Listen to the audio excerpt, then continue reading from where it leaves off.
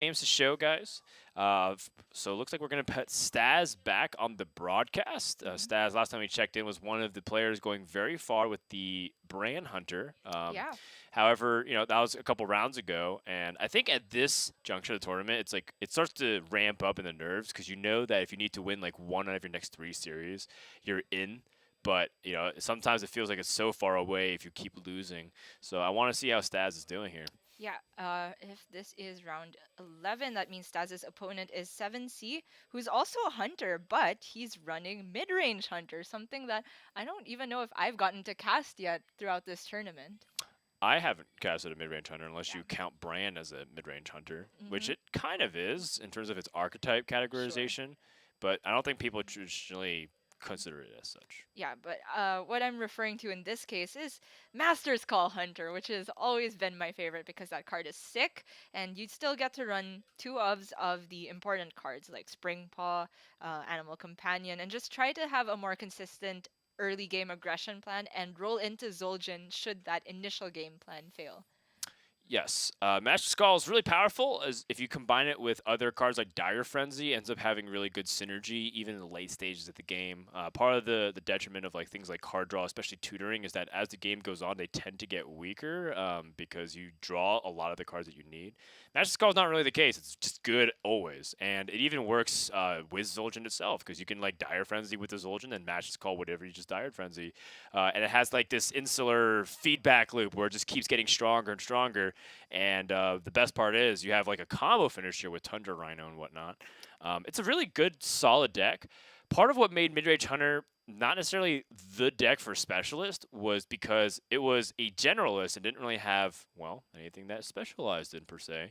Hmm. It was like okay against Warrior. It was like kind of weak against the Mage. Definitely struggled a little bit against Rogue.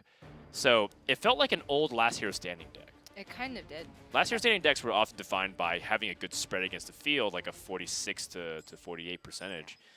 And we And are already going into the third game as Staz and 7C each have a win apiece. And I also want to note that 7C's primary list, it is mid-range hunter, but it's also got a secret package. He runs Pressure Plate, Rat Trap, Snake Trap, and Subject 9. So it's not the full suite of secrets, but it does include that type of possible high roll if you get Subject 9 earlier on, and it helps with the card draw. And this package is something he cuts in the secondary, at least the Subject 9 itself, and that's how he makes room for Tundra Rhinos and Savannah Highmane to deal with warriors, I assume. I'm not quite sure which of these is most well positioned against Brand Hunter, though. yeah, I think against hunters that play things like Bran and like try to play the Highlander stuff, you just want to have generally streamlined aggression because then you have to force them to have the right secret and the right answer at the right time. Sure. Wow, am I looking at this right? His tertiary has Bloodfin Raptor. Unironic Bloodfin Raptor. Two of them. Yeah, It's not even just like a one of. Also, why not River Crocolisk? I mean, 3 is greater than 2 if you're trying to smart mages, but Yeah, wow, it's just a beast as well. I mean, it is. guys, Bloodfin Raptor's 8 and 2 in Seoul. This is amazing. Well, we also have Hatul who had Boulder Fist Ogre in his True. Reno Mage deck. Maybe Saviors of Uldu meta is just classic meta It's in just disguise. vanilla Hearthstone. Yeah. Just play stuff. I actually like a Dire Frenzy here, if assuming that his opponent doesn't have a pressure plate. But if he doesn't know if it is, wait, you tested for it with Master's Call. Right. So I'd like the Dire Frenzy here, the pressure. Yeah, and Springpaw definitely against any type of deck that plays for board, and the Brand Hunter does to some degree. Springpaw is a great target for Master's Call Mhm. as well as Vicious Scale Hide, although I think the Scale Hides have been cut entirely from this specialist lineup. So from Staz's point of view, he just played Houndmaster Shaw, which is for him, I think a hope that he takes some of the damage, he absorbs it. Yeah. And 7C attacked there hoping to get Snake Trap actually, so he could use this Unleash the Hounds to then deal with the Shaw. Instead, he has to expend an Unleash for 1 Hound with the Lynx. I was looking at perhaps just going for Tundra Rhino, and he fails to play Oh around Snipe man. as well. Yeah. Oh man. And he Uh-oh. played a little too fast.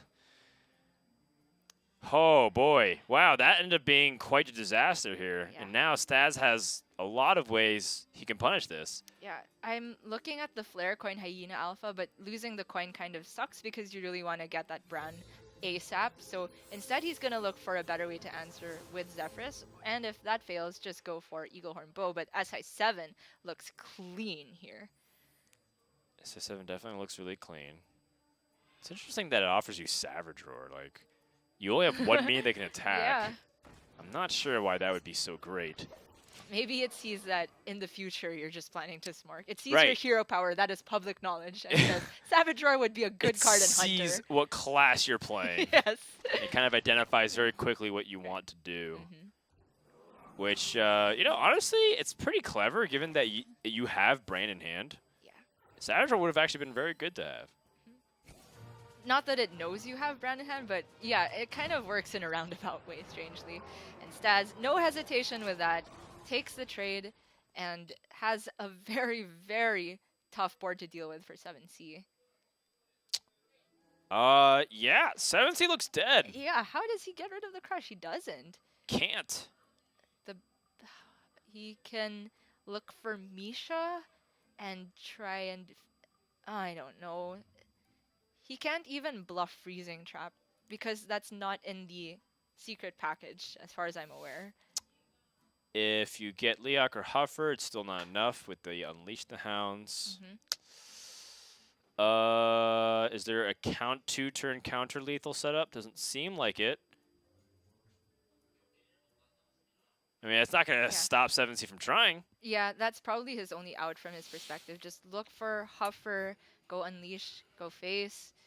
And I don't even think that ever gets there, even if he had, say, Kill Command in hand, which he doesn't. Right. I think it might be... I think it might be best to actually play, like, the Rat Trap and, like, hope your opponent messes up. I don't know. I think he's super dead. Right. Not 8, quite 10, this turn, 1 off. 13, 15, yeah. Very close, but you can put them down to 1. And without Scale Hide, there is actually 0 ways of healing for this Hunter outside of Zul'jin, which is not available on turn 8, so that's just going to be it. This is clever, yeah. Just shutting down the 5-2 and then also keeping the bow tucked away as hidden information. 7C, no chance. And I guess Midrange Hunter just got bopped. Despite 7C having, I mean, it got crushed. I mean, 7C also had that early game start that seemed to be okay, but what was a real disaster was the Houndmaster Shaw setup. Yes.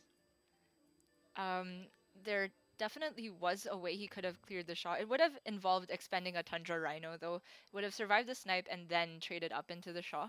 I'm not 100% on how important Tundra Rhino is in this particular matchup, but I know that when you're against Warrior, it always feels bad to throw in away.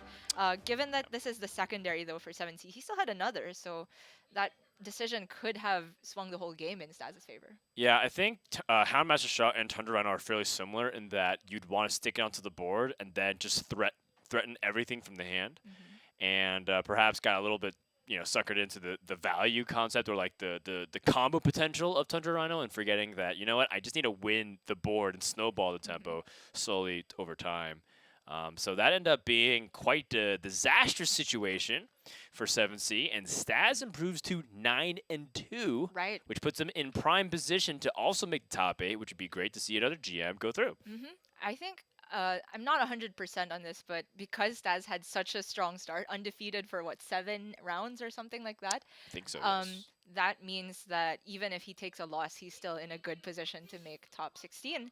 So pretty proud to see that. And from every game of Staz's I've watched throughout this tournament, all I can say is early King Crush is the nuts. It's super good.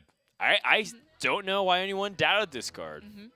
It's very powerful. Pretty much every League of Explorers Battlecry is very powerful in the right context, but Brand universally very good just to play on 7. With that, we're going to take a break. When we come back, we're going to begin the final round of Swiss here in the Hearthstone Master Stole, so don't go anywhere. We'll be back in just a sec.